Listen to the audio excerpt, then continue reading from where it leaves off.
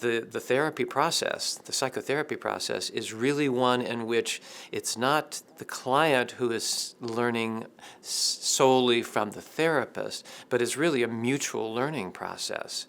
And I was always taught that I had to be a wise therapist, and I had to impart wisdom and show my clients how to have better lives and how to handle situations more effectively.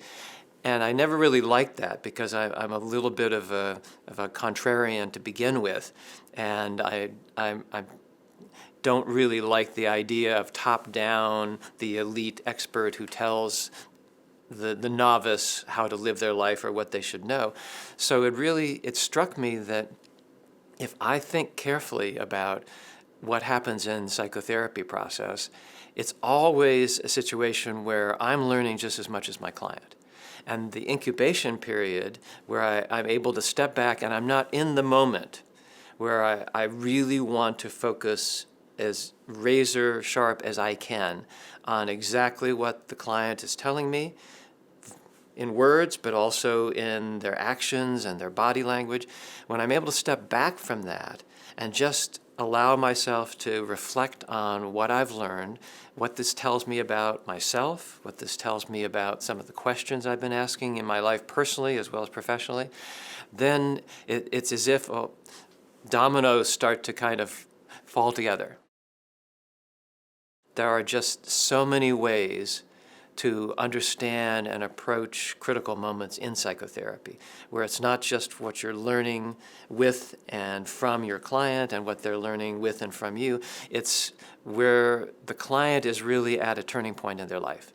But at those moments in therapy, everything stops. It's like time slows down or freezes, and you're in that moment where everything matters and whatever you say or do counts. And at those moments, I've never seen any real approach to guiding therapists for handling those moments. I just never seen anything that really was a guide for that. And it may be there, and I may have just missed it.